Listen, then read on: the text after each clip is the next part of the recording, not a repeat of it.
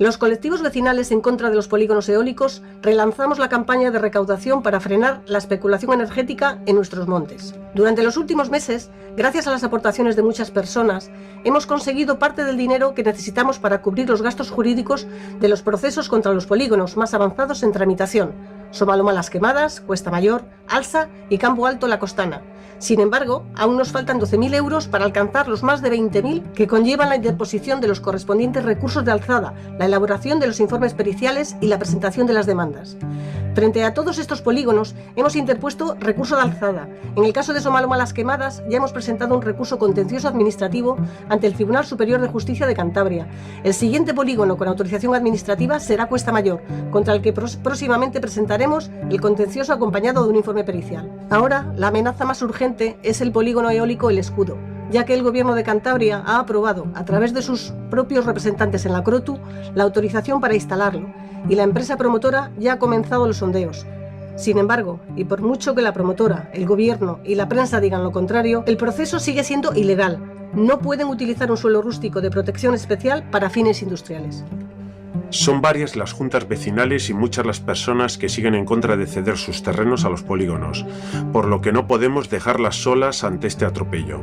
Ahora son los sondeos del polígono eólico El Escudo, pero al menos otros 4 polígonos se ciernen sobre los montes del centro y sur de Cantabria. Seguiremos luchando para defender nuestro territorio y su valor natural y cultural frente al expolio a manos de empresas privadas. La transición energética no puede pasar por encima de la biodiversidad ni de los modos de vida de nuestros valles. Para defender esta burbuja necesitamos la ayuda de toda la sociedad cántabra y de todos los territorios que se quieran sumar con su apoyo. Ahora, los colectivos vecinales tenemos una asociación que nos representa jurídicamente, Territorio Cántabro, y ya puedes realizar tu donativo con el concepto No Eólicos, al siguiente número de cuenta que verás en la pantalla.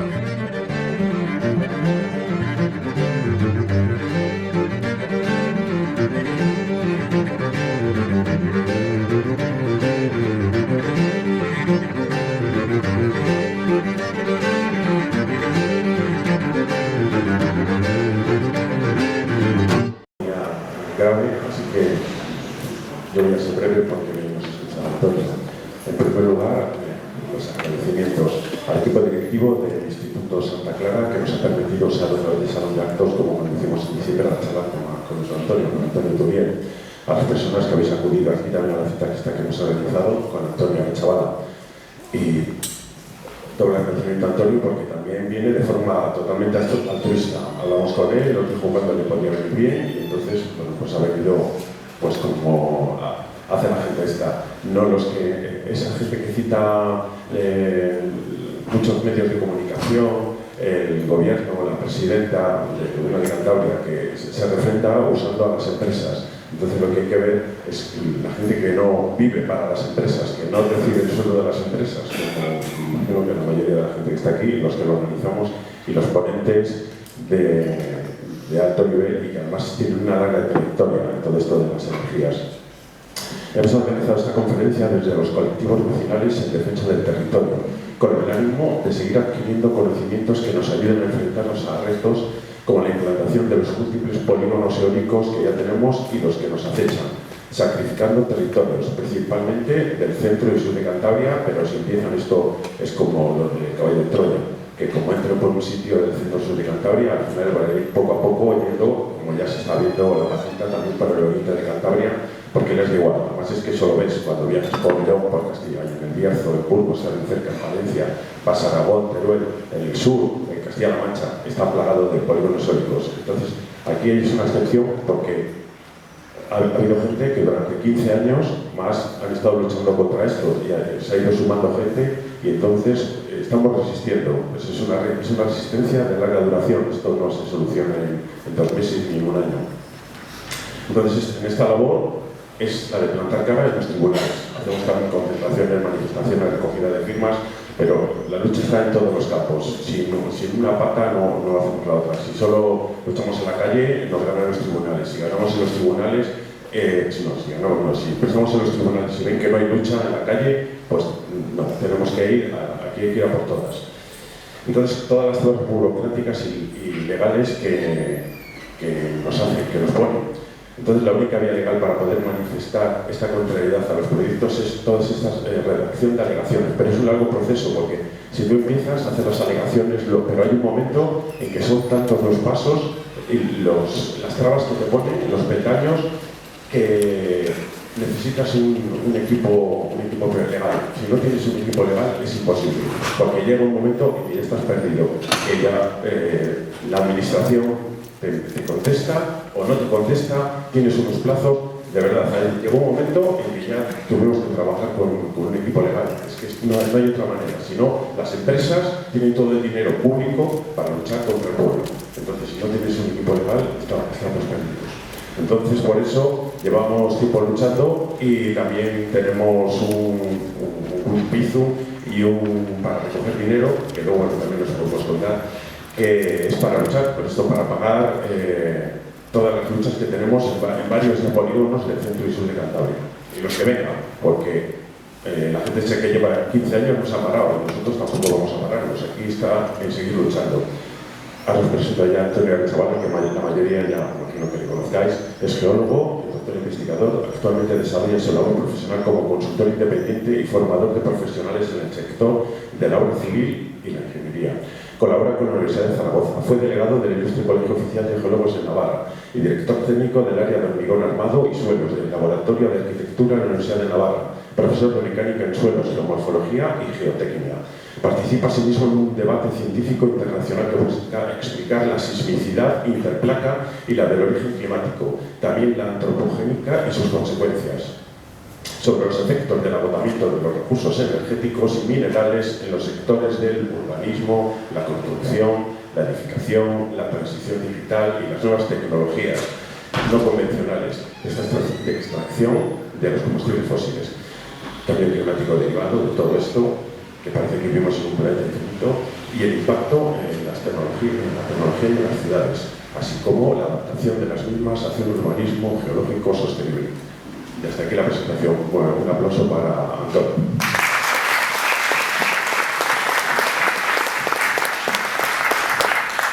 Bueno, pues nada, muchas gracias por la invitación, gracias a la organización, gracias a todos los que habéis venido aquí, porque no sé si estáis aquí un viernes por la tarde con este día maravilloso y no estáis dando un baño en la Magdalena.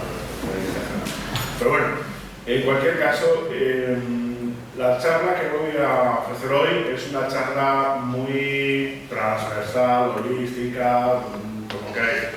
Tiene muy integral, lleva un montón de cosas que no son directamente datos científicos, sino que son cuestiones humanísticas, que es un poco lo que decía Pablo de Ferrari, ¿no? Que se echan mucho de menos en este tema, en el tema de esa transición energética y en el tema bueno, pues la respuesta de los pueblos ante lo que os voy a ofrecer, ¿no? Un poco el papel de los humanistas, sobre todo de mujeres, y también un papel que abarque no solamente los datos técnicos y científicos, y tampoco solamente los históricos o sociológicos, sino también aquellos de carácter afectivo e incluso espiritual, ¿no? Que tiene que ver con este momento, que es un momento de bifurcación, si queréis, que nos ha tocado vivir. Realmente vivimos tiempos apasionantes, nos ha tocado, somos una generación que vive un momento impresionante en la historia, ¿no? Somos los primeros, la primera generación que nos hemos quemado lo de nuestros abuelos y lo de nuestros nietos, que lo vais a ver en datos, ¿no? Es decir, somos aquella generación que cuando si existe alguien que pueda escribir algo en el año 2124, dentro de 100 años, dentro de un siglo, pues habrá pestes de la generación de los principios del siglo XXI que se fumó todo lo que había, ¿no? Realmente podemos decir, bueno, y es que es culpa nuestra y tal, tenemos que ir con esa cosa de culpa. Pues no, pero sí que hemos permitido que se concentre la riqueza, como vamos a ver en algunos aspectos, ¿no? Y que se concentre sobre todo el consumo de algunos de los productos para llegar a metas que muchas veces van a ser imposibles de llegar. Una de ellas, y esta es mi forma de verlo, como puede ser, por ejemplo, la de Antonio Turiel, es esta transición energética que ya está dando muchos problemas, ¿no? de que no iba a ser como se pensaba. Simplemente por el hecho de que se está planteando como un seguimiento de la forma de vivir que tuvo su Nerón durante la segunda mitad del siglo XX. Es verdad que tiene el primer impacto contra sí mismo, contra sus propios límites en el año 2008, cuando cae Lehman Brothers y se produce el colapso de los mercados, pero a través de deuda y de una serie de trucos financieros y sobre todo de sacar pecho en los mercados internacionales, muchas de las entidades financieras haciendo que, bueno, pues como que tenían todavía la posibilidad de crear riqueza, que realmente lo que estaba pasando el presidente era que había un trasvase de riqueza que iba desde las capas más humildes hacia 4 manos que podían permitirse el lujo de cotizar en el mercado internacional. Vamos a ver punto por punto cómo pasó todo esto. Yo, como a mí no me gusta estar aquí sentado como un gusto parlante, me acuerdo de pie y voy a ir ahí a la... Yo creo que se me oye bien, ¿no? Sí. Vale, pues sin más. Y lo vamos a hacer aquí. Que para que tenemos una a ver, este va a ser el índice que vamos a hablar. Vamos a hablar de la energía, la tasa de retorno energético, que es la relación entre la energía que invierto y la que obtengo, en el que el papel de los combustibles fósiles fue mágico, una anomalía histórica brutal, que ahora intentamos sustituir con sucedáneos que son simplemente prolongaciones de los combustibles fósiles, como son, por ejemplo, los polígonos eólicos, ¿no? Vamos a hablar de que sí funciona en un sistema centralizado como pudo ser la arquitectura que Felipe II empezó, digamos, para lo que es hoy España, con una villa de corte, en donde hoy ya está metido el 15% de la población de la península ibérica en un espacio muy pequeño, que es aproximadamente el 1,6% del territorio, y donde 7 millones de personas viven en un lugar donde no produce absolutamente nada que pueda garantizar la vida. Esto me imagino que se lo habréis oído a Yayo Herrero 1000 veces. Vamos a hablar de la transición verde y digital, vamos a hablar de los negacionismos energéticos, bueno, el teórico, que no lo llamo así, el dopado, que son los que me encontré, sobre todo en sitios como, por ejemplo, pues en el Parlamento de Navarra, cuando me invitaron a participar en la elaboración de la Ley de Transición Energética y Cambio Climático, y me di cuenta de que sus señorías, esto es lo mejor que tienen los partidos para tocar este momento que es histórico, es decir, estamos haciendo la ley del siglo XXI, porque va a afectar no solamente a nuestra generación, sino a la siguiente, a la siguiente y a la siguiente, y realmente al final salió una ley que por consenso de todos los partidos, desde H. Bildu hasta UPN, que era un bodrio que hubiese estado muy bien para los años 80 del siglo XX, pero realmente para el año 2022, que fue cuando pasó en República, pues no tenía ningún efecto, y de hecho ya tenemos un retrovisor de 2 años, 2024 a 2022, no se ha hecho absolutamente nada de lo que pone la ley. Han seguido creciendo las macrogranjas, han seguido creciendo los polígonos eólicos y no saben por dónde salir, simplemente porque si algún día tenéis la oportunidad, aquellos vídeos de mi comparecencia en el Parlamento están en YouTube, les podéis morir de risa, bueno, no, o de pena o de llorar, ¿no? De las cosas que decía. Muy bien,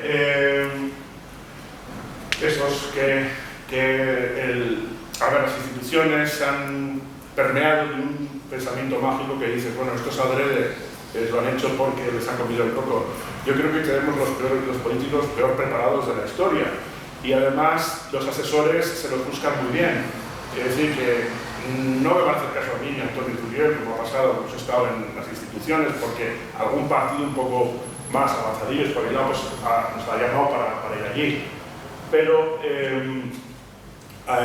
bueno, pues veis que sí que tienen entrada pues, los técnicos o los directivos de Iberdrola, los de Nagas y tal, ¿no? Estos, como decía antes de él, pues son muy escuchados porque son señores que vienen con corbata y te dicen cosas que van en contra de las leyes físicas de la termodinámica y en contra de todos los datos que tenemos de la exploración, refinado, etcétera, del mundo geológico, que es ahí donde voy a ir.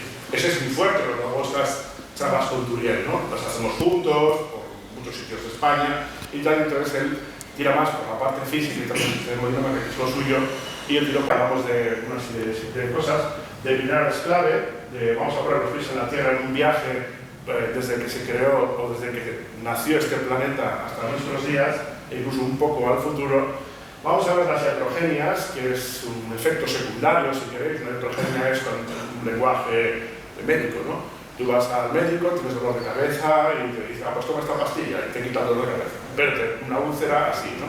Y bueno, nosotros ahora estamos con esto de los polígonos y muchas cosas, estamos realmente implantando un montón de iatrogenias en los territorios que pueden beneficiar a algunos territorios a costa del sacrificio de otros.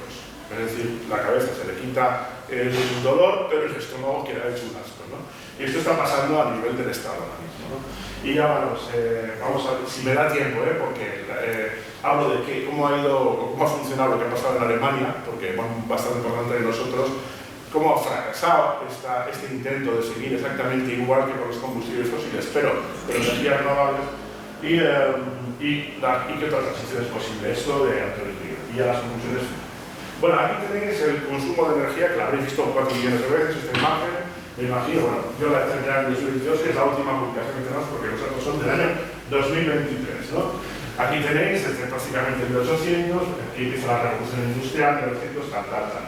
Y cada franja de color es una fuente de energía.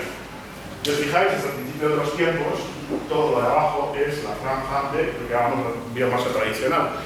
Ahí está la madera, la mula que tira del carro, que hace su estiércol, que hace que crezca otra vez la hierba, fertiliza, la lluvia que cae en el río y mueve un molino, ese molino produce una energía, esa energía mueve lo que sea, ese agua del río vuelve otra vez a la atmósfera. Es todo circular, como veis es una energía circular. La biomasa podemos considerar que es energía circular.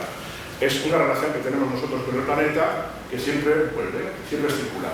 Es decir, hemos estado aproximadamente nosotros, nuestro cuerpo, que tiene 300.000 años, hasta 300.000 años, como quien dice, hasta hace unos 150 años, un poco más, unos 70 años, en que esa relación ha sido circular. No había ninguna cosa rara, digamos. Aquí también estarían los esclavos, es decir, los esclavos griegos, los esclavos de la Edad Media y nuestros esclavos, los esclavos de la época del Banco Vizcaya y el Banco Santander, todos esos así crecieron, por eso son ahora ricos, quieren hacer opas sobre Sabadell, que también era esclavista y también hizo su fortuna con el movimiento de esclavos, y hasta nuestros días, en la que tenemos el mayor número de esclavos en la historia de la humanidad, aproximadamente unos 30 millones de esclavos, de los cuales 3 millones son niños que trabajan en el sector textil y sobre todo en el minero, extrayendo cobalto, ¿de acuerdo?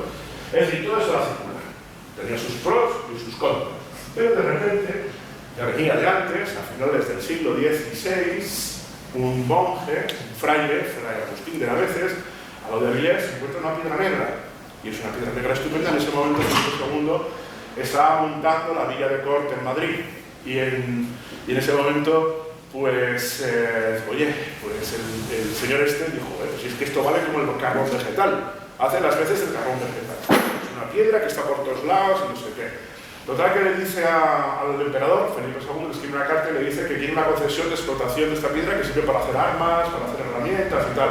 Y entonces dice que sí, que adelante. Entonces el fraile, empieza a utilizar esta piedra negra para las ferrerías y tal, y va diciendo, lo que pasa es que nos tiramos unos siglos en que esto no crece mucho en España, hasta que llega en 1800 y pico, y se dan cuenta, sobre todo la burguesía asturiana, entre ellos jovellanos, de que hay un incremento de la actividad económica importante en lugares como Inglaterra, Alemania, Bélgica, etc.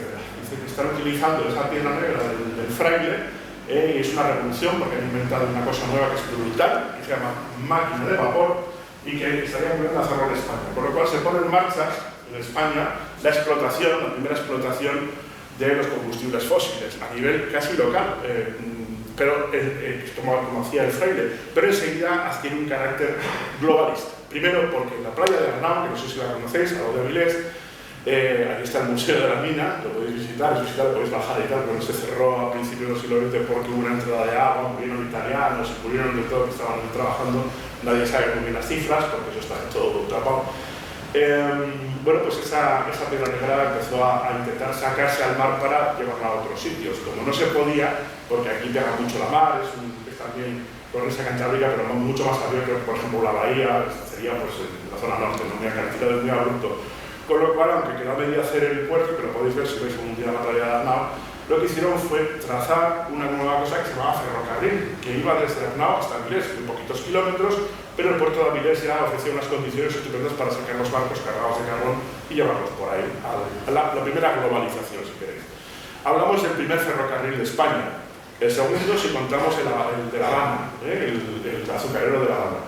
Y con lo cual, bueno, pues esta cosa así del ferrocarril que funcionaba con esa piedra negra y tal, pues, oye, qué pasada y tal. Entonces la burguesía empezó a llegar allí, y vais, por ejemplo, a Salinas, y veréis que es un sitio que está construido de maravilla, donde se ven casoplones de una burguesía que venía de Madrid, que venía de Oviedo, y que, bueno, aglutinaba mucha riqueza debido a este nuevo producto que daba la tierra, ¿no? Se llamaba carbón. Y, bueno, pues, de cierto modo, empezó a romperse esa circularidad que teníamos, porque lo que fue es que introdujimos aquí una cosa que era, digamos, no renovable. Y como veis, empieza a pasar una cosa, que se empieza a despegar, no sé qué he hecho. Ahora, a ver si soy capaz de... Joder.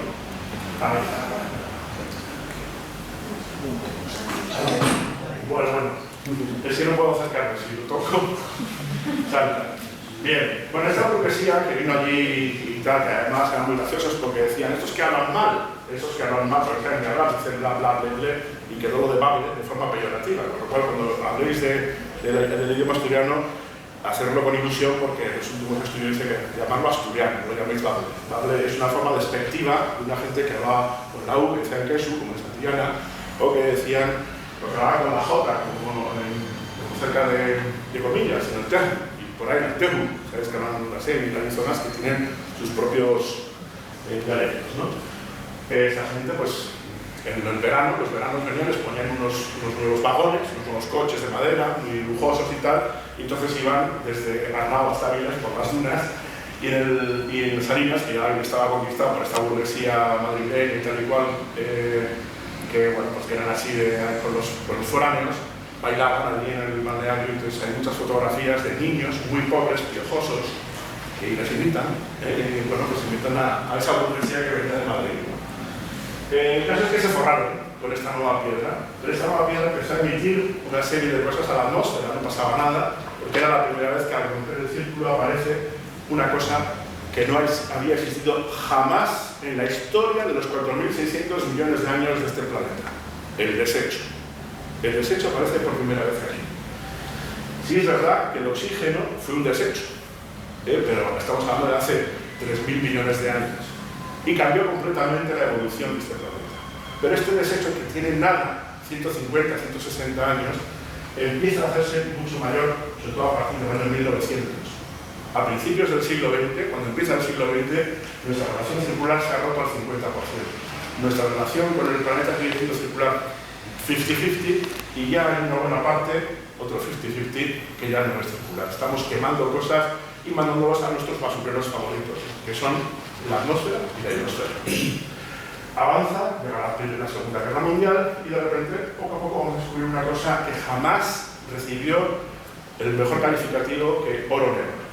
El oro negro empieza a funcionar sobre todo a partir de la Segunda Guerra Mundial, y el petróleo cambia completamente nuestra relación con el planeta. Aquí se produce la gran aceleración en la que se multiplica por 7 la población. Bueno, se producen las revoluciones, por supuesto, del motor de combustión, y de paso, pues, el gran crecimiento, la aceleración económica. Empezamos a crear los grandes museos, los grandes hospitales, y aparece lo que llamamos era el bienestar, el estado del bienestar, ¿no? Que se extiende prácticamente por todo Occidente. Pero lo hacemos a costa, precisamente, de explotar otros territorios, ¿no?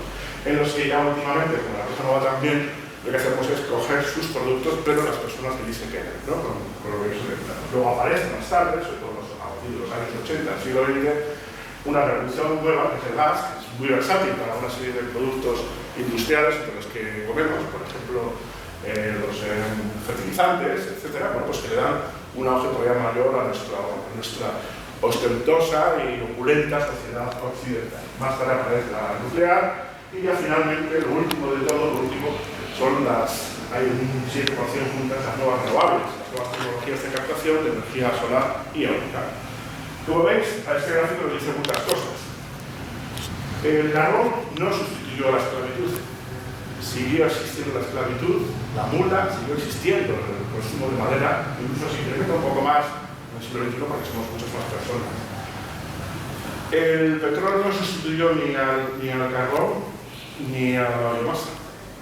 El gas tampoco sustituyó lo anterior. Y las nuevas renovables no han venido a sustituir nada. Se han añadido al MIS porque somos unos putos yonkis de la energía. ¿De acuerdo? Eso es la primera lección que vemos aquí. Vamos a obtener más lecciones. Bueno, eso es lo que os decía. Hoy tenemos, o sea, no hemos sustituido nada. La mayor parte de los esclavos los tenemos hoy en día en el sector textil y ya está, por supuesto, como sabéis, en las minas de cobalto, no quiero poner ninguna imagen de estas feas, pero las sabéis que son vivencias. Vamos a hablar de la tasa de retorno energético. Vamos a fijarnos en el producto mágico que fue el petróleo, el oro negro. ¿Qué pasó desde el año 72 hasta el año 2022, que se cumplen 50 años de los límites del crecimiento? Eso se había oído hablar de un libro, un bestseller además, también fue un informe que se hizo para la ONU, que se le encargó al Instituto Tecnológico de Massachusetts, que en 1972 se le pidió que hiciese una proyección de cómo iba a ser el futuro, y bueno, estaba liderado por una mujer que se llamaba Donella Meadows, que nos dejó en el año 2001, de un cáncer, pero dejó un testimonio brutal dentro científico, porque ella fue la líder. Quien siguió con toda la exposición y divulgación de las revisiones que se van haciendo cada cierto tiempo, sobre todo cada 20 años, de los límites del crecimiento, es su marido, que todavía vive, Dennis Meadows. Bueno, si os fijáis, aquí tenemos esa franja gris, todo el petróleo bueno, el que nosotros conocimos, el que produjo que nosotros pudiésemos vivir en esta gran sociedad termoindustrial, que alcanzó su cenit en el año 2006, 2005-2006. Y desde entonces está de capa caída, pero como somos muy listos y muy capaces, y hicimos nuevas tecnologías que nos llevaron a extraer los petróleos, el gris claro, que están un poquito en el mar, pero no muy profundos, como el mar del norte, el petróleo británico, y luego que ha sacado Atlántico, ¿no? Más tarde, pues cuando todavía éramos bonitos, nos fuimos a zonas profundas, en el Golfo, ya varios kilómetros, y ya más tarde, como seguíamos siendo los yankees, eso seguía bajando, porque eran recursos no renovables. Lo que pasó es que empezamos a inventar cosas ahí como el fracking, las plantas bituminosas de Canadá, las salinas estas densas de alquitranes del Orinoco, etc. Por eso, pues una serie de cuestiones que hacíamos era mezclarlas o sequitas, pues digamos más. Pero si os fijáis, lo importante aquí, lo que quiero que os fijéis es la franja amarilla de arriba. La franja amarilla de arriba es la energía necesaria para obtenerlo de abajo. En el año 1972, cuando se escriben los límites de crecimiento, con un barril de petróleo obtenías prácticamente 100, con lo cual 99 se iban para el crecimiento económico, los hospitales, los museos y tal, las universidades, etc. Con el tiempo, y avanzando un poco así, pues cada vez era más difícil extraer porque estaba más lejos, o había que mezclar cosas para la refinería interior, con lo cual hoy estamos en una situación que el 15-20% del petróleo que extraemos es para obtener petróleo. Pero es que, dentro de nada, ya por 2030, 2040, por un barril sacaremos otro. Esto es la tasa de retorno energético que va a caer. ¿Por qué nuestra sociedad es cada vez más ineficiente? Pues porque la tasa de retorno energético cada vez es más baja. Entonces somos una sociedad muy ineficiente. Y aquí sacamos también mucha información. Pero una de ellas es que, allá por el año 2010, sobre todo en el 2014, yo aquí participé en los coloquios que hubo sobre el fracking y tal, Cantabria, no sé qué os acordáis, pero unos cuantos puestos de trabajo y tal, realmente aquello eran buscadores de subvenciones, porque nosotros sabíamos, los geólogos sabíamos que el Jurásico de Cantabria y tal, tú lo puedes exportar, tiene hidrocarburos, pero había que meter 3 barriles para sacar uno. Pero si esto se está subvencionado, igual tal, pero esto no es ninguna proyección en beneficio de ninguna sociedad. Más bien puede llegar a contaminar todo el agua de la zona metropolitana de Torrelavega, Santander. Es el mejor efecto que hubiesen podido conseguir. Y a mí me llenó de orgullo y satisfacción ir a Madrid a hacer sí y tal y comentarles a muchos de los técnicos como el gobierno de Cantabria del PP en aquel momento pues he ido de la mano con la CGT, con el Ecologista Nacional y tal, para que aquí no se hace. Y yo conocí al consejero, que estaba en aquel momento del Partido Popular, y me parece una persona increíblemente honesta. Es decir, vio que aquello no era que Cantabria tenía otro petróleo, se llama Sobaos, el turismo rural, Quesada, y las provetas nucleares, por ejemplo. Esta gente en 2014 dejó de invertir en el tema porque se dieron cuenta de que esto ya, pues eso ya lo sabían, se sabe, ¿no? De que aquello que habían proyectado Melamedus y sus compañeros para 2022 bueno, pues estaba cumpliendo. ¿Qué hicieron? Bueno, pues llegamos a una pandemia, se pega una revolución en el mundo brutal y ya en 2014 habían llegado a desinvertir en exploración de nuevos yacimientos porque sabían que los geólogos tenemos prácticamente cada centímetro del planeta, sabemos lo que hay. Y sí, es verdad que a veces salen noticias absurdas de se ha encontrado en Noruega, no sé qué, tal. Pues hacéis las cuentas y te sale que son 2 días de consumo total. Igual son 200 millones de barriles diarios. Perdón, días. 200 en total, 200 millones de barriles, cuando nosotros consumimos 100, cerca de 100 millones al día, ¿no? Bien, pues aquí otra de las cosas que dijeron estos autores fue que la década 2020-2030 sería una década prodigiosa. Ahí tendríamos que tomar por fin las riendas del asunto, porque aquí ya los índices de crecimiento venían sí o sí. Si era por falta de recursos, moveremos, era por otra cosa. Pero ese año 2014, que dejan de desinvertir las empresas, por cierto, Repsol desinvirtió hasta un 90%. Es decir, en ese momento tenía una trayectoria de 2.000 billones de inversiones, pasó directamente a 100 millones. Es decir, que lo dieron por qué no, o sea, que el mecanismo estaba zanado. Así que se aprueban en el año 2020 los fondos de recuperación y resiliencia para que las mismas empresas, las mismas decisiones y las mismas dinámicas de mercado y tal que nos trajeron a esta situación, ahora nos saquen de ella. Es absurdo. Bien, ¿qué pasa aquí? Salimos de la pandemia, se aprueban miles de millones, cientos de miles de millones de euros para la recuperación y resiliencia, y además se le da un nombre muy bonito: los fondos Next Generation Europa. Es decir, entre todos vamos a poner la pasta y vamos a sufragar el cambio de nicho de negocio de esas empresas que no van a sacar más hidrocarburos, porque ya lo sabían, pero se van a lanzar hacia renovables.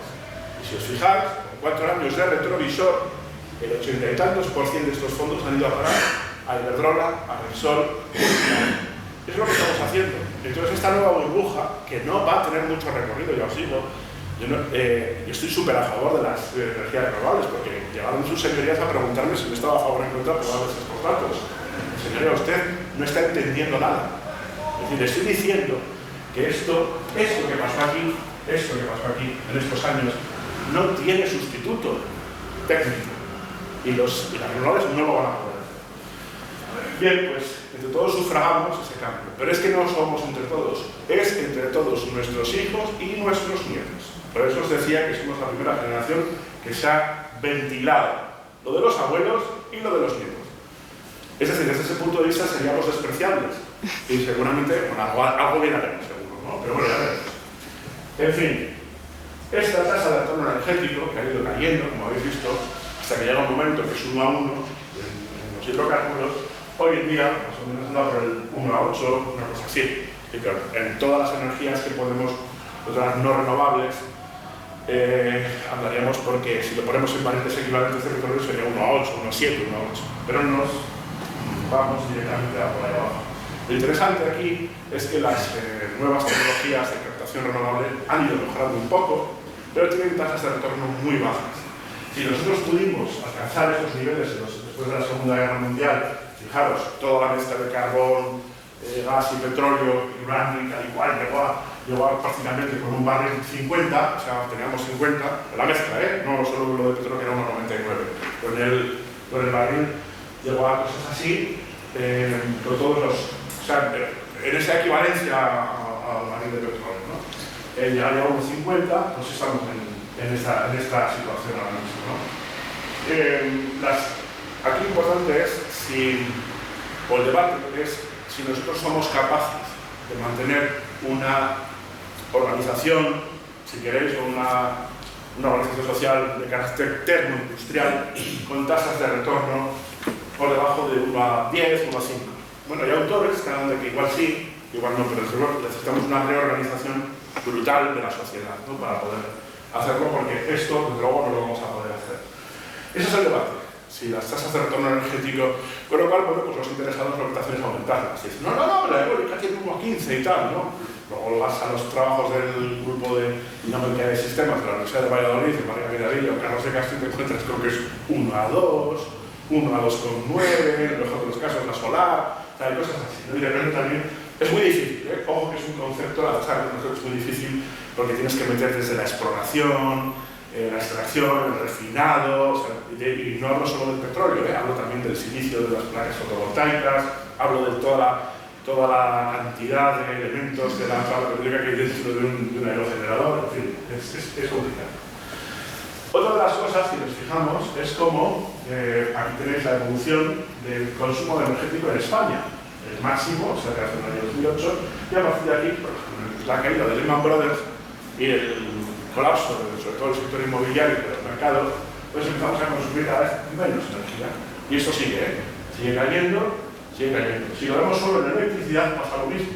Tuvimos un boom, que fue el gas, que es el azul, el gas natural, pero como alguien voló los gasoductos Nord Stream y alguien provocó una guerra entre Marruecos y Argelia, etc., para que Europa tenga que comprar gas que viene de Estados Unidos, pues tenemos un problema con el gas también. El caso es que pues, es verdad que aumentan las renovables, la fotovoltaica, pero el consumo, en general el consumo de energía y especialmente de electricidad va cayendo. Tenemos que electrificar la economía, dicen. ¿Lo vamos a hacer? Por supuesto. Hay que electrificar la economía. De esto le están metiendo mucha presión a la pobre Teresa Rivera, porque va más deprisa la capacidad que se va instalando que lo que porque la economía sigue descentralizándose. Y claro, pues sabéis que con la caída industrial, sobre todo en Alemania y tal, pues la ha tocado peor. Bueno, a ver, lo importante es que nos fijemos en qué pasó este año. ¿Cómo es? Claro, porque tú dices, es que esa era la distribución de petróleo, gas, carbón, hidráulica, nuclear, no sé qué, no sé cuánto. Pero esto, ¿cómo se repartía? Pues se repartía así. Ahí. Este era el reparto de ese año, el año 2007-2008, así funcionaba la energía. Vale para alimentos, vale para recursos de todo tipo, minerales, madera, preguntar a los gallegos con el eucalipto, aquí también, vale para todo. Realmente tenemos un problema, que Felipe II, que estaba montando aquello y que hizo caso al cura, aquel, Franklin, resulta que lo que montó fue esto, un agujero negro en el centro de la península ibérica. Es una zona receptora donde allí en el país jamás, no hay ni un solo molino instalado en la Comunidad de Madrid, ni uno, no hay ni un aerogenerador. Y fotovoltaicas creo que muy poquitas. Allí no se puede tocar, la mayor parte del territorio es intocable. Pero sí es verdad que tenemos 3 agujeros negros, como que es brutal, el donador de todo, sobre todo el noroeste peninsular, Asturias y Galicia, empezaron con los saltos hidráulicos y tal y cual. Vos sabéis la historia de Fenosa, por ejemplo, era la primera hidroeléctrica del Estado antes de la guerra, claro, la pública era pública y era de la Coruña, la pagaba la Estado un pago que, bueno, allí, era republicano y se lo quedó montar y se lo dieron al conde de Fenosa, por eso vemos a la Fenosa, ¿no? En fin, todo lo que viene. Tenemos otro pequeño agujerito negro ahí, en Bilbao, que se nutre sobre todo de los alrededores, y tenemos un agujerito negro en Barcelona.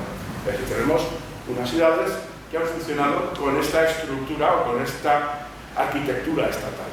¿Podemos hacer esto exactamente igual con renovables? Pues es lo que se está intentando, pero la respuesta ya os la digo, no. Yo hago las cuentas, he hecho las cuentas. Realmente lo que estamos viviendo ahora mismo es una invasión, un neocolonialismo, porque mucho de lo que venía antes venía de fuera, de América, de Filipinas, etc. Pero pues eso ya no lo tenemos, por lo cual lo que estamos explotando son las energías. Si le damos la vuelta a este calcetín y en vez de los flujos van hacia afuera, tenemos el desecho. Esa nueva experiencia para la vida en el planeta llamada desecho, que empieza en 1850, sale de Madrid todos los días en millones de toneladas y hay que llevarlas con una nueva corriente, esa nueva corriente es a base de gasoil, a otros sitios, a sumideros, y que la ciudad no puede. Esa es la estrategia de la situación que se lleva las empresas Pinal Turiel. Bueno, pues es esta: el CNI de petróleo fue en 2005, el total de todos los petróleos, los guardos y los no guardos fue en 2018, el CNI de carbón fue en 2019, aunque 2024 lo va a fulminar. 2022 estuvo a punto, pero 2024 lo va a fulminar por las grandes térmicas que están construyendo, sobre todo en China y en la India. El de gas será ahora, en esta década, como decía Leoneda Meadows, los índices del crecimiento, y bueno, pues el uranio en 2016 fue, desde entonces está cayendo, pero tampoco merece hablar mucho de él porque supone el 4% de la energía primaria que utilizamos. Y luego dentro de las renovables, pues bueno, va a ser renovable todo, lo tenemos, pero luego ahora son juntas la solar y la fotovoltaica, pero será un 7%. ¿no? El CNI de todas las energías no renovables, que eran aproximadamente del 89-90%, lo que utilizamos para nuestra vida, para esta iluminación, para coger la lancha, luego no va a tener que coger la lancha, no tener que coger el coche, en fin, esas cosas.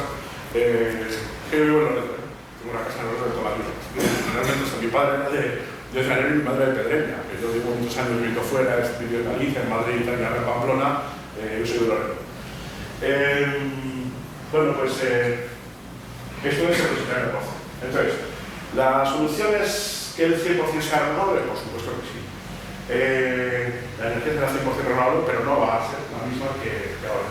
En una arquitectura distinta de Estado que no va a ser ese monstruo con un agujero negro en Madrid. Tenemos muchas limitaciones, son programación de fósiles, tenemos que hacer al máximo, es necesario utilizar combustibles fósiles para su construcción, instalación, mantenimiento y la dificultad de electrificar toda la economía.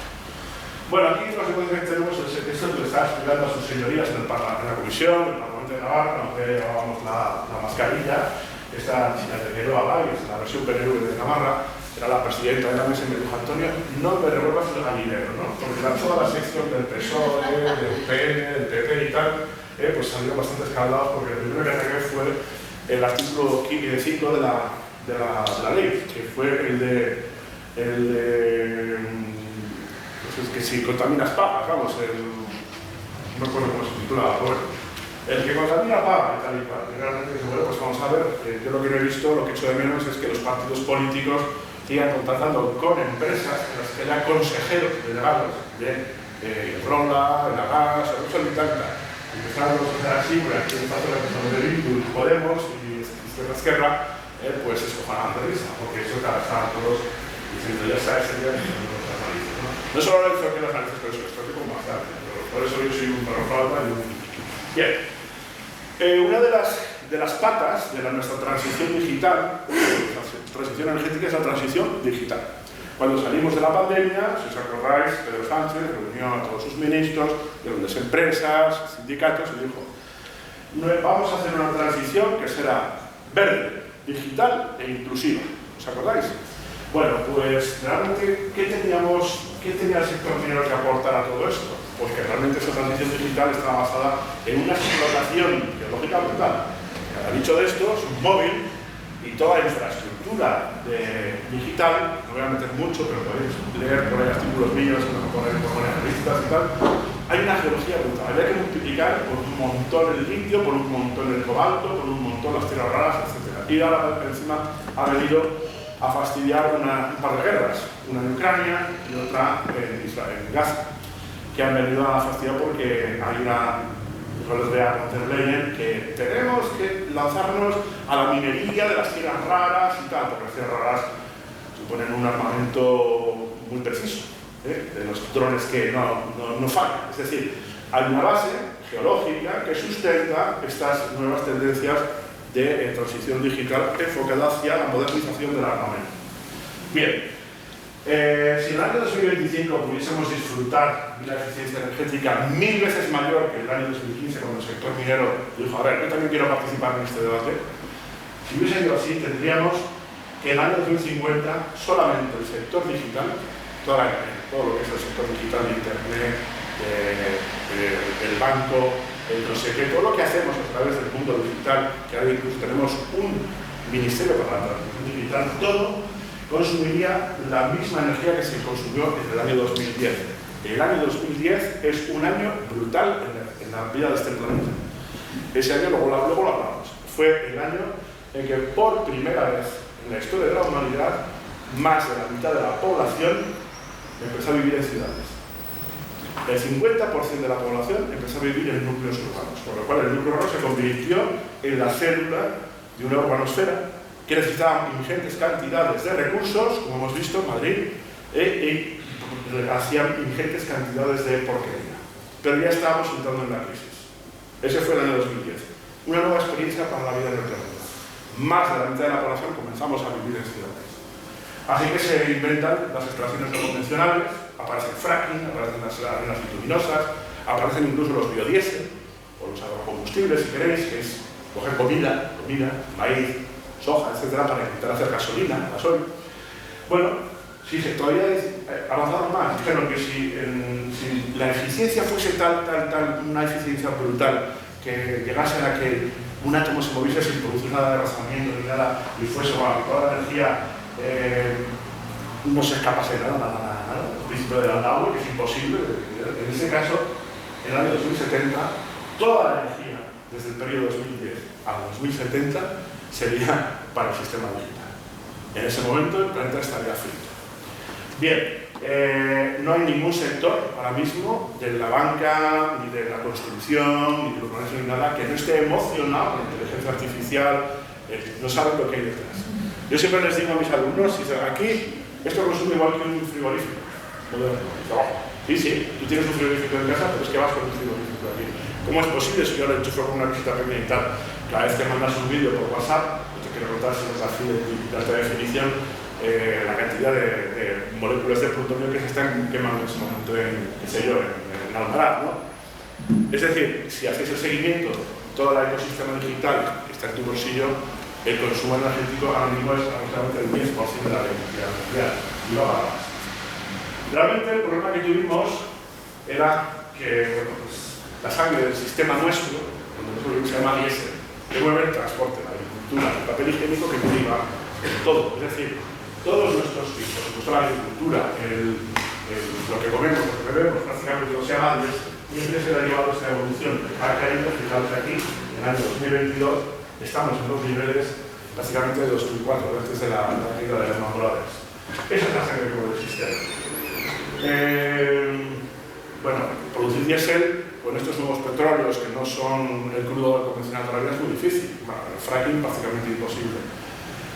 Así que el diésel se ha adaptado poco a poco de los coches, poniendo zonas de bajas emisiones y tal, para la agricultura y tal, ¿no? Yo me entiendo, bueno. Ahora tenemos un problema de que decían a sus señorías, que la transición energética se está haciendo muy jodida porque tenemos esto. No hay ningún partido, bueno sí, alguno, muy pocos, 2 o 3 partidos, que no tengan en sus consejos de administración a estos señores. Así es imposible. O sea, el sistema energético está corrompido de arriba abajo. Así no hacemos ninguna transición, ni energética ni ecológica.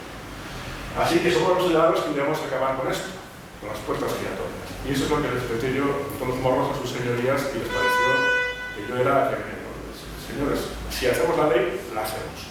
Lo que podemos hacer es esto de aquí. Otra de las cosas que pasó durante el siglo XX, lo que llamamos el siglo XXI, es que con la entrada, sobre todo, la señora Franco le abrieron las puertas de los mercados internacionales y pudo traer el petróleo, es que nos fuimos, fijaros, el boom que se da a partir de 1930, de cómo la población urbana aumenta en relación a la población rural. Por supuesto, los núcleos de percepción mayores son, sobre todo, Madrid y Barcelona, ¿no? De tal forma que, bueno, pues, si a principios del siglo XX 3 personas de la ciudad eran mantenidas por 7 del campo, hoy estamos en que más de 8,5 personas de las ciudades están mantenidas por 1,5, porque son en media en el campo, que es la que, gracias a la mecanización y los combustibles fósiles, le da economía. Además, hoy había en Pamplona otra tractorada, han vuelto a colapsar la ciudad. Yo vivo allí, pues sabéis, vivo en Pamplona. Bueno, pues esta gente es hablo con ellos, vienen a estas charlas. Ahí hay un movimiento de fondo no tan facha como el que puedas encontrar en otros lugares de España. Hay gente muy dedicada a la agricultura ecológica, producto de cercanía, etc. Y entienden que el gran problema sobre todo son las distribuidoras.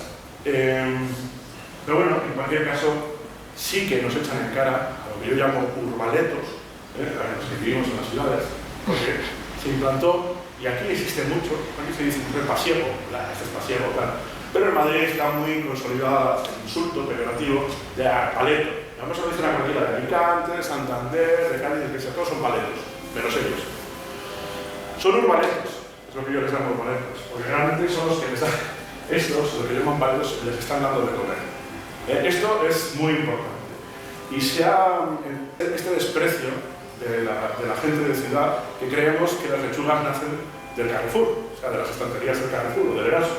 Vas allí, ¿no?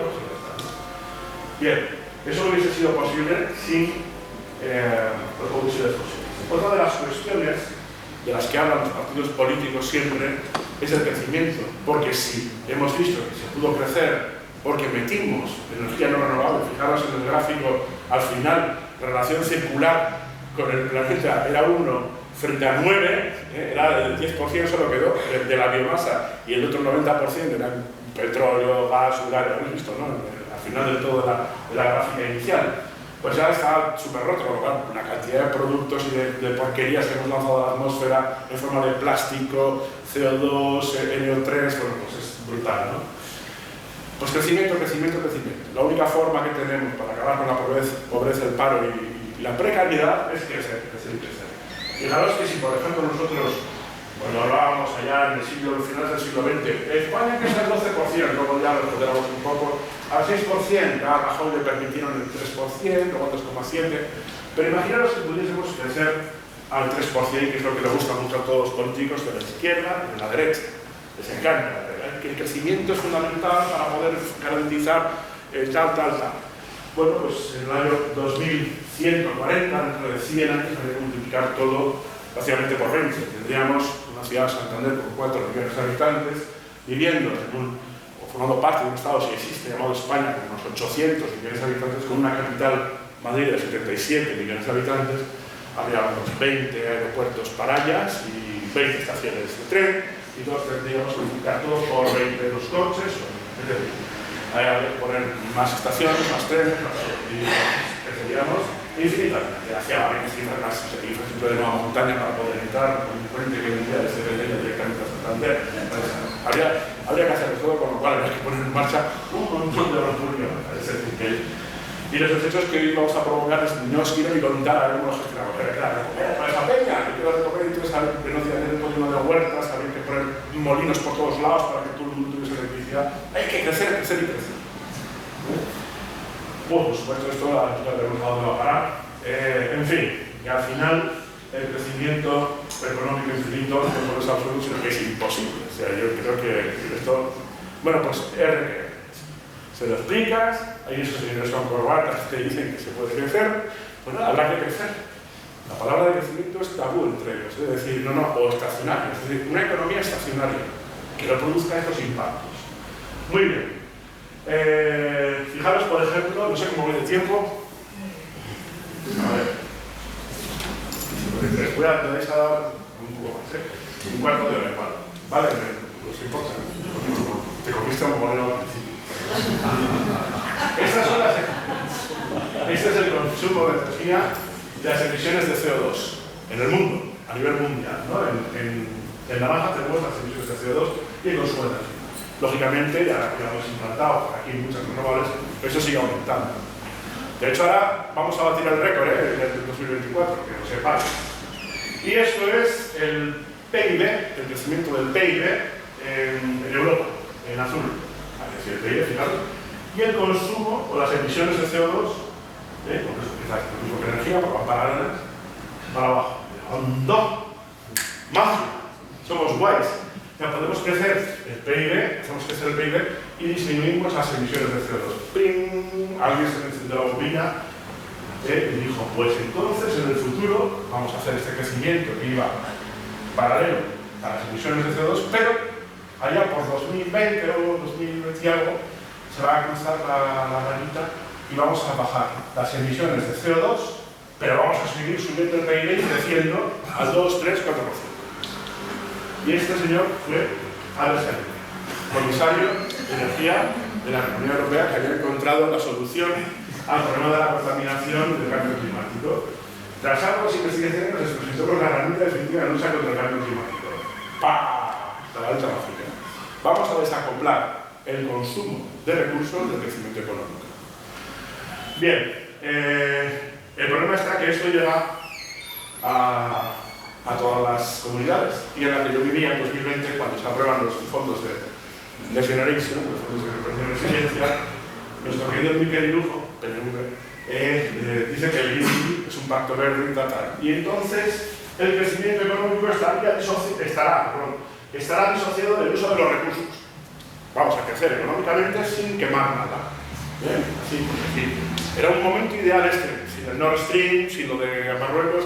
Ahora podemos demostrarlo ahora mismo. Yo no sé qué hacen que no lo demuestran, pero bueno. ¿Cómo lo vamos a hacer? El sistema digital, como Smart 2020, que no me voy a meter cómo fue, pero fracasó. Aquella reinstauración del capitalismo de Merkel y Sarkozy del año 2008. Vamos a reinventar el capitalismo gracias a las técnicas de digitalización y la optimización de todos los recursos. En el año 2020 llegaremos y todo lo bueno va a aumentar en un 20%, todo lo malo habrá disminuido en un 20%.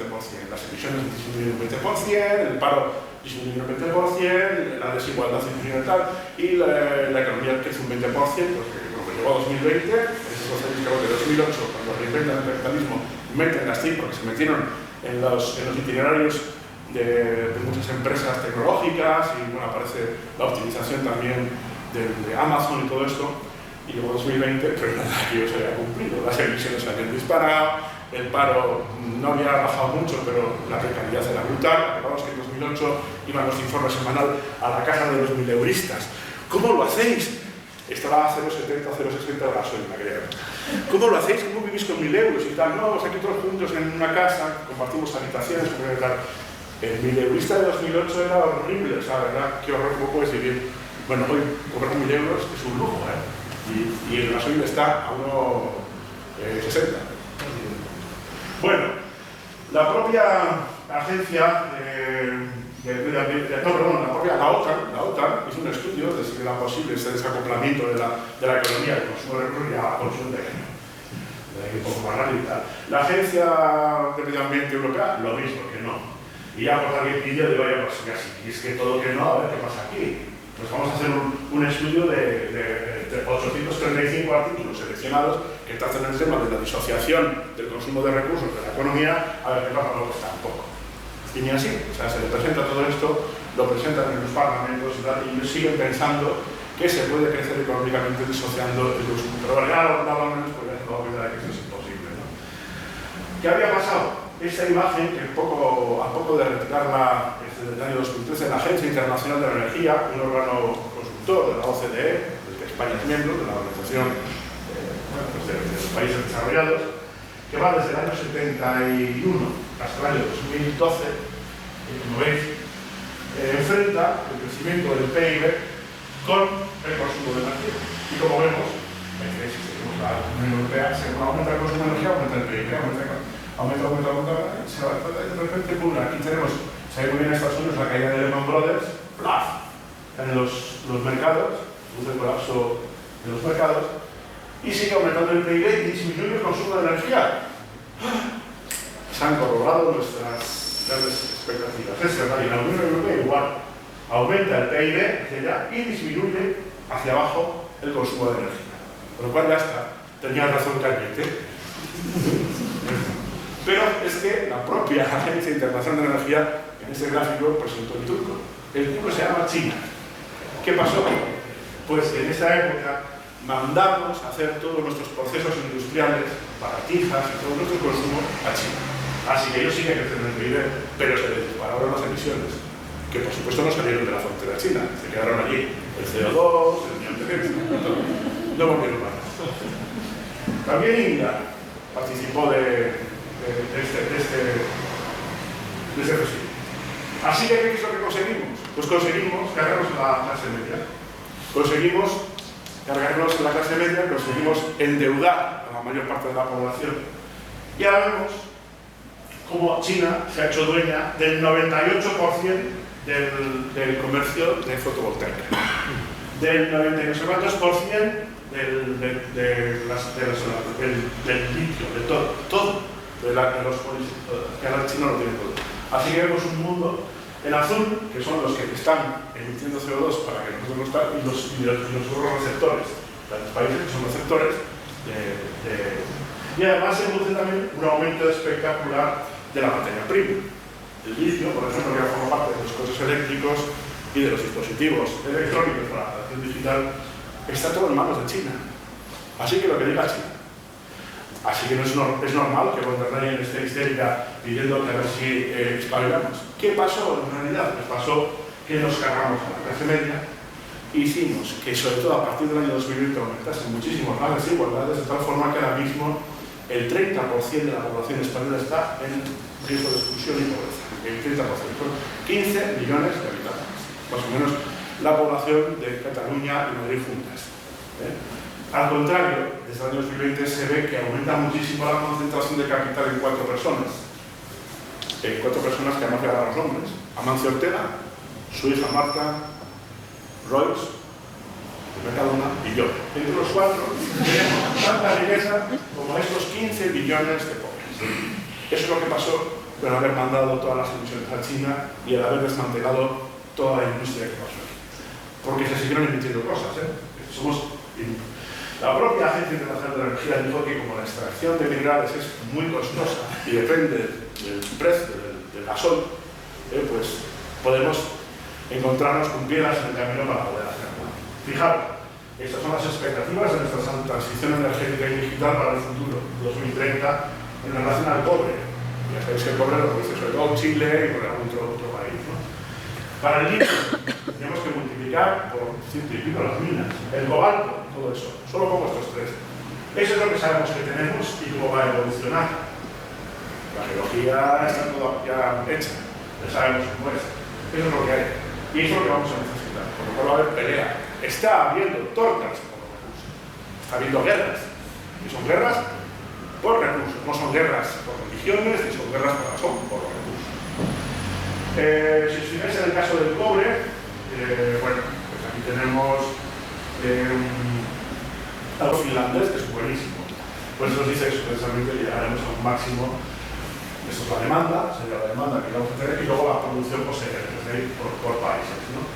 Otra de las cosas que sabemos es que, por ejemplo, en rojo está el cobre, mira, hay otros, pero fijaros en que es muy significativo. Esa es la energía necesaria para extraer una tonelada de cobre.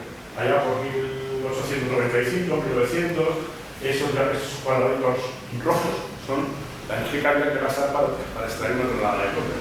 Poco a poco nos vamos y mirar ahora dónde estamos. Ahora estamos triturando cordilleras con gasoil o con esclavos para extraer la misma tonelada de cobre que extraíamos a finales del 19 a principios del 20. ¿Entendéis el problema, no?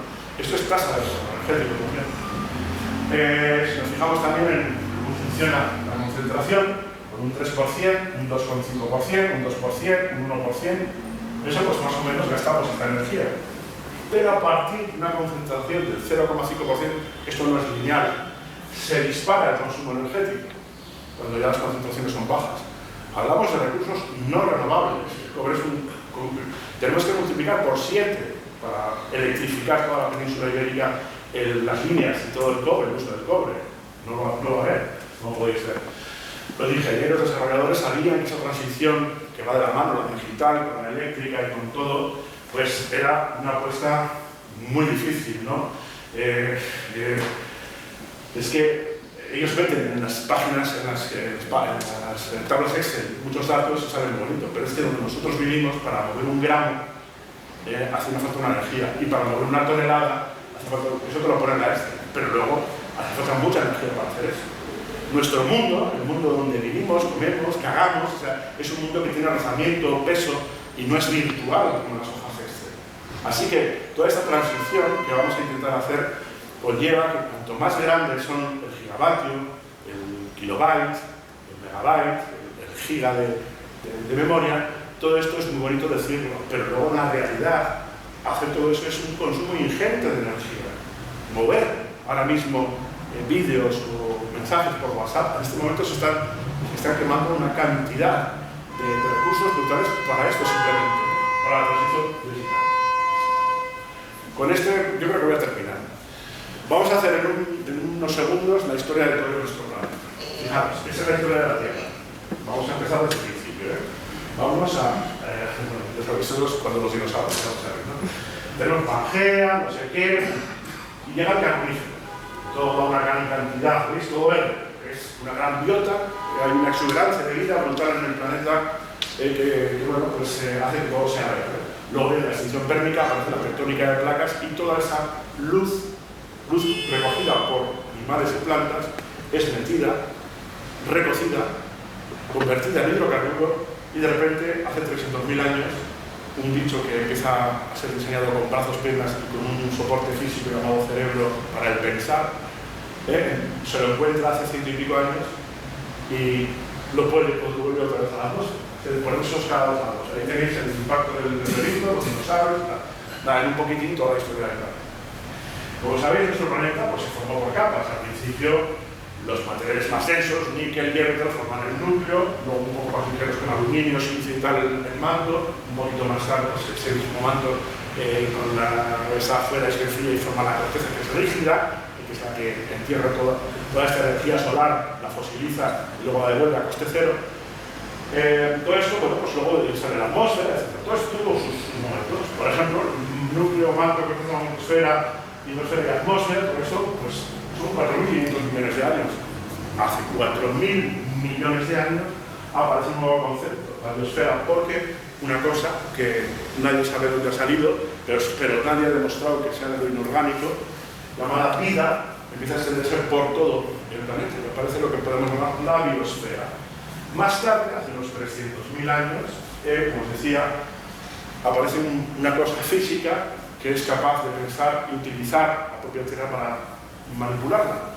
Es decir, aparece un soporte físico que aglutina el pensar, que es el cerebro humano. 300.000 años, hace 5.000 años, empieza la historia. Antes hablamos de prehistoria. Hace 5.000 años ya tenemos que esa información se puede mandar a través de cosas escritas, por alguien que ha muerto hace no sé cuántos años, pero ha quedado su testimonio escrito, porque inventamos la escritura. Hablamos de la noosfera, la esfera del conocimiento que empieza a crecer, y de la tecnosfera, que va desde el hacha de Altamira hasta los grandes servidores de Google y de Apple. ¿De acuerdo? Y finalmente, hace 14 años, como os decía, la urbanosfera se proyecta, llega a su culmen en el año 2010, cuando más de la mitad de la población de este planeta empieza a vivir en ciudades. Pero todavía hay un momento mucho más alucinante en la historia de nuestro planeta, que fue hace 4 años. Aunque el antropoceno todavía no está admitido en la Sociedad Estratigrafía Internacional, pasó una cosa en 2020. Toda la biomasa del planeta de siempre, todas las células, bosques, animales, nuestros cuerpos, toda la vida, ha venido pesando aproximadamente unas 1,1 teratoneladas, 10 elevado a 12, muchísimos ceros, ¿vale? Pero en este tiempo, desde el año 1900, que durante el 3% de las cosas creadas por el ser humano, entre ellas una muy importante, que es el hormigón armado, en azul, y sus componentes, en azul más oscuro, empiezan a crecer, de tal forma que en el año 2020 el peso de todas las cosas artificiales iguala al peso de todas las cosas vivas. Otra nueva experiencia para la vida del planeta sucedió en el año 2020. Eso hay más o menos de 6 años, porque está en revisión todo, pero es ese momento. Aquí hay una cosa muy interesante. La vida es capaz de regenerarse a sí misma. Tenemos un problema con el hormigón armado. 100 años de vida, digamos. En las nuevas condiciones atmosféricas, 85. ¿Vale? Pero para hacer ese mantenimiento, la materia viva no se puede regenerar, o sea, la materia muerta no se regenera a sí misma, es el vidrio, el plástico, etc. ¿De acuerdo? Tiene que utilizar ingentes cantidades de energía para producirse, pero justo ahora cuando viene el declive de la energía y queremos sustituirla por renovables, nos encontramos que toda nuestra sociedad, montada a través de las energías fósiles, con su icono, que es el hormigón armado, forma parte de todo el paisaje del planeta, de esa urbanosfera que llegó a su culmen en el año 2010. Pasan cosas como, por ejemplo, que es verdad que aquellos 250 millones de años, cuando se produjo todo el movimiento verde, chocó la India contra el Himalaya y tal, parte del mar se convirtió en sal. Y esta sal estupenda, que tiene 250 millones de años, que recomiendan sal del Himalaya, todos los cocineros que están en la tele, Guillán y compañía, y es maravilloso. Pero mi guitarro caducó en 2019. Tiene un problema. Tiene 250 millones de años y es el más primigenio cuando Pangea empezó a separarse. Pero se me caducó en el año 2019. Son las cosas del... Hablando del desecho, hoy tenemos los desechos en esas corrientes que forman parte del camino. Normalmente tenemos un par de continentes de plástico, de mierda, las tortugas esas, todo lo que habéis visto. Están dando vueltas por ahí. Eso lleva a que cada uno de nosotros, en las ciudades occidentales, a través de la alimentación, ingerimos aproximadamente 5 gramos de plásticos, forman microplásticos, todas las semanas. Y debe ser aproximadamente unas 3 muñecas del año. Han aparecido ya los microplásticos en la sangre, en la caca de los adultos, en la leche materna. Hay microplásticos ya por todas partes. Y además no estamos haciendo nada. Tengo una pelea gorda con los campos de fútbol, estos hechos con el marco estructurado, ¿no? Bien, pero bueno, también no sabemos qué hacer con todo esto bueno, lo estamos mandando una cosa de marfil la mayor parte de las veces. Allí los niños lo queman con unas incidencias de leucemia infantil del 50% y sacan de cobre, platino y tal, que lo revenden incluso, bueno, pero bueno, no pasa nada porque vamos a automatizar la economía, vamos a ser muy eficientes. La automatización gracias a la transición digital. Otro de los problemas es que no sabemos qué hacer con los molinos, porque es nuestra primera transición energética, la primera. Se supone que debe ser sostenible y circular, de tal forma que la segunda transición energética, que se dará dentro de 25 años, reutilice todo lo que hizo de la primera para decir que hemos sido sostenibles, verdes, digitales e inclusivos. Tenemos un problema, que eso desgasta muchísimo más de lo que pensábamos. Produce una gran cantidad de microplásticos y no tiene un bolsillo malo, está en Tecnal en Bilbao, que sí, sale caro, pero bueno, no sirve para mucho. Alguna pasarela de puente así para algún río pequeño, un lagarto, esas cosas, ¿no? Realmente esa excavadora, la que le está enterrando, porque si no, lo que estamos haciendo, enterrarlos, son resinas muy tóxicas, muchas de ellas, no funciona ni con eólica ni con solar, y tampoco se construyó todo su metal con eólica ni con solar. Bueno, no sé cómo voy, pero... ¿Sigo? Sí, bueno, esos son los límites del crecimiento que se presentó en el año 72. Había unos escenarios, el más conocido era el escenario business as usual, seguir como siempre, bueno, lo que hemos hecho. Hemos seguido, vamos a crecer, el comercio todo lo regula, el mercado es genial, para todo eso. Nos encontrábamos en aquel escenario con que llegaba pues, aproximadamente 2020, la década que decía Don Melos, y empezaba a disminuir un poco la población, dentro de unos años, dentro de pocos años. La producción industrial ya estaba baja, algo que no pasó, siguió la producción industrial precisamente hace 2 años o así. La contaminación aumentaba de una manera importante, los alimentos ya estaban de carrera, pero sobre todo lo más importante es aquel error. En el año 2004 se estudia una serie de cosas en la que ya les dije que había participado el sector minero y tal, dicen, a ver, igual tenemos un poco más de recursos, más minerales, más petróleo y más tal y más.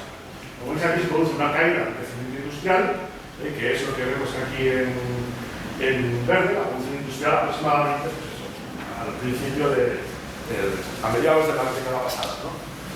Esto produce la caída del crecimiento. Lo que hacen es pues, rellenar el doble de recursos. Pues empezaban aquí, pues rellenamos el doble, porque somos más eficientes, sacamos con la tecnología, sacamos hasta la última gota de petróleo y tal, multiplicamos por 2. Año 2004, escenario BAU 2, Business as Usual 2, seguir como siempre 2. Y vemos que se produce una caída de la producción industrial en esta década mismo, casi, bueno, a finales de 2030, 2040. Empieza la caída. Pero no se produce por la falta de recursos. Se produce porque está toda la gran suerte de que hace unos meses se hizo una revisión en noviembre, finales de noviembre del 23. esa misma revisión. Y aquí tenemos otra vez, se corrobora, más parecida al cálculo del año 72 del programa de Dios que al 2004, que produce una caída de la producción industrial aquí, en esta misma década ya, prácticamente, claro, esto es 2025, mira dónde está 2025. Este año, o el pasado, se produce una caída, que estamos viendo en Alemania, una caída de la producción industrial total, y que es debido a los dos factores: a la falta de recursos, como estamos viendo, y a la gran contaminación a que hemos llevado a este planeta. ¿De acuerdo? Las dos cosas hacen parar el crecimiento. Es decir, que el crecimiento para sí o sí. Y para por las buenas o para por las malas, pero para. Si para por las buenas, como decía esta mañana a Pablo de Radio Faraldo, o como se llame, si para por las buenas sería democrático. Llegamos a una conclusión de que no podemos mantener una arquitectura centralizada. Tenemos que descentralizarnos. No podemos montar estudios en molinos para alimentar las industrias de energía de Madrid. Lo sentimos mucho. Esa gente debe salir. Tenemos que acogerla con mucho cariño. No podemos seguir manteniendo 7 millones de personas en un lugar muy pequeño que no produce absolutamente nada que pueda garantizar la vida. Somos 48 millones y nos abocamos a ir bajando la población. Tema que nadie quiere poner el cascabel de rabato, pero hay que hablar de ello. Lo vamos a hacer. Y la otra también lo soluciona, que es la forma totalitaria. Una élite se brinda, fondos de inversión, fondos buitres, lo que sea, utilizan toda esta transición energética y ecológica para crear una cosa que podemos llamar neofeudalismo o ecofascismo, como queráis, en la que esa élite disfruta de estas nuevas tecnologías de captación de energía renovable y transición digital, y una gran población queda excluida. Esa es la otra, un sistema totalitario. Ambas solucionan el problema. ¿Por dónde queréis que os tiramos? Porque yo lo veo clarísimo. Muy bien. Digo, otro de los grandes efectos de este abuso de los combustibles fósiles y la energía que no era renovable fue la luz. Nuestro diseño, de 300.000 años, se ha hecho a base de ritmos. Noche-día, invierno-verano. Cuando descubrimos que después de la última glaciación que había una cosa llamada primavera, verano, otoño e invierno, era estable, pudimos inventar la agricultura, con lo cual dejamos de cazar y coger cosas por ahí para comer. Pudimos inventar las ciudades, pudimos inventar una nueva organización social que derivó en muchas cosas, las supercrecentistas, tal, pero la última se llama capitalismo. Eso fue gracias a estos ritmos día-noche. Nosotros por la mañana recibimos una información a través de los bastoncitos y de dos células más que tenemos en los ojos, con los bastoncitos y una tercera. Y le mandan una información al cerebro que tiene que empezar a producir estimulantes, es decir, endorfinas y tal y cual, pues para poder trabajar y tal a lo largo del día. Y al llegar a las 6 y 7 de la tarde, nuestro cuerpo hace 300.000 años ya se diseñó para vivir dentro de ambientes de luz rojiza, caliente, que era el fuego. Eso nos manda una información al cerebro que hace que produzca melatonina para ir a descansar, ir a dormir y levantarnos mañana de forma saludable. Bien, todo esto está conectado con todas las células, hígado, riñones, tiroides, o sea, todo. ¿De acuerdo? Es así. Así que tenemos las típicas casas de los años 70 con esos fluorescentes infumables que, por ejemplo, la tesis doctoral de María Ángeles Rondelama, que la hizo en Toledo, en la Universidad de Murcia, llegó a la conclusión de que una exposición de 14 minutos por la noche a un fluorescente, estos azulones de cocina, de los que hay en muchas cocinas todavía, 14 minutos inhibía completamente la producción de melatonina. Porque el cerebro es tonto. El cerebro no sabe si es simplemente le da la información de que es luz de color azul y blanca, y entonces que tiene que producir actividad. Esta es una caja saludable, a partir de las 7 de la tarde, luces que vienen del horizonte, no de arriba más o menos, y son de color rojizo, los LEDs de color naranja. Este es el espectro diario. Esto construyó nuestro cuerpo, construyó nuestras hormonas, nuestro hígado, nuestros riñones, nuestro corazón, nuestro cerebro. Si nosotros nos saltamos, ¿qué hora es aquí en este hospital? 4 de la tarde. Es imposible saber qué hora es. Uno de los grandes problemas que tenemos con la gente que lleva mucho tiempo interesada en los hospitales es que ha perdido completamente los ritmos circadianos. Es imposible saber si es de noche, si tiene que dormir, si tiene que tener actividad. Otro de los grandes problemas son los dispositivos electrónicos, porque están mandando una información al cerebro que sigue siendo de día, por lo cual hay muchos problemas de insomnio en el día. Es verdad que ahora mismo unos filtros, pueden ser automáticos o los puedes poner tú cuando te dé la gana, que ponen la luz más naranja. Pero avisa a la Cámara, el ayuntamiento le estás enviando una información al cerebro de que todavía tiene